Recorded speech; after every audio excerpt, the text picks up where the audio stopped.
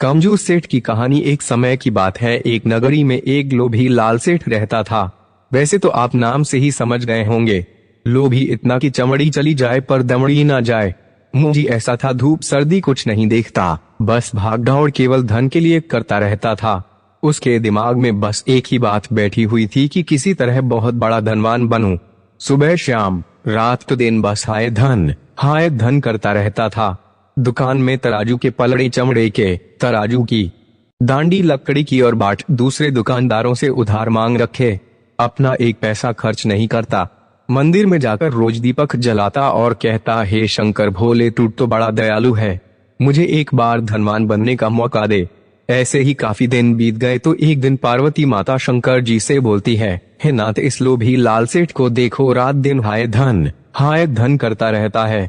प्रभु, मेरे कहने से आप इसको एक बार धनवान बनने का मौका दे, आपकी बड़ी कृपा होगी। शंकर जी बोले, पार्वती तू बड़ी भोली है, इस लोभी लाल को अगर मैंने धनवान बना दिया तो यह दीपक जलाना भी छोड़ देगा।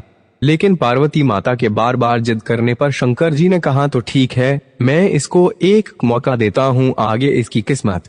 भोले शंकर एक महात्मा का भेष बनाकर लोभी लाल के पास आ जाते हैं और कहते हैं, हे सेठ जी, मैं एक महात्मा हूँ, बहुत दूर से पैदल चला आ रहा हूँ, मैं तीर्थ व्रत करने जा रहा हूँ।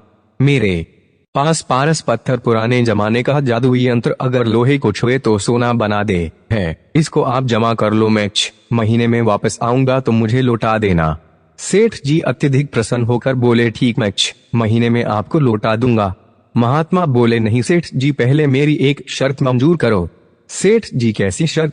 महात्मा, पहली शर्त, आप अपने बही खाते में आज की तारीख लिखो और आने वाली 6 महीने की तारीख लिखो। जिस तारीख को मैं आऊंगा उस दिन पारस पत्थर मुझे देना होगा, कोई बहाना नहीं चलेगा।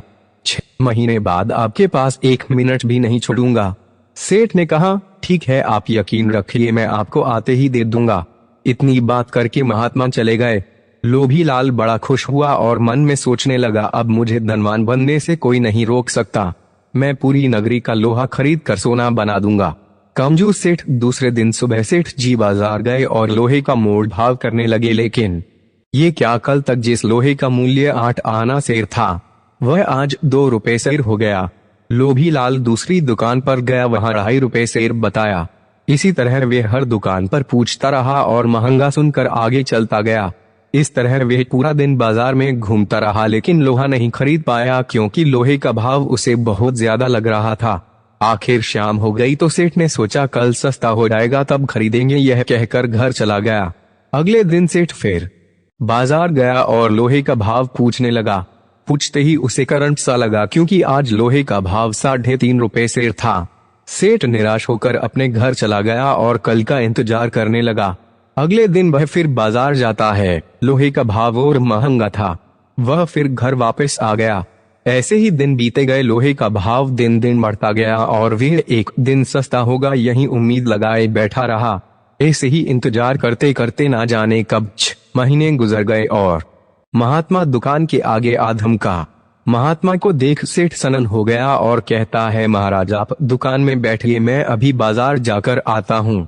महात्मा ने कहा, नहीं, मैंने कहा था मेरे आने के बाद 1 मिनट भी नहीं छोड़ूंगा, ला मेरा पारस पत्थर दे। अब सेठ इधर उधर ताकने लगा, दुकान में भी कोई लोहे का सामान नहीं था। तराजू की दांडी लकड़ी की है, पल्ला चमड़े का है। आखिर दुखी होकर सेठ ने पारस पत्थर महात्मा को दे दिया। महात्मा वहां से चले जाते हैं और सेठ जी सिर पकड़ रोने लगता है, हाय मैं कितना कंजूस हूँ, मैं 2 रुपए से लोहा नहीं खरीद सका। अगर मैं 10 रुपए से लोहा भी खरीद लेता तो आज मैं सबसे बड़ा धनवान होता।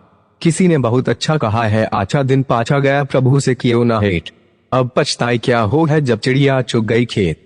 कंजूस सेठ की कहानी आपको कैसी लगी, कृपया कमेंट के माध्यम से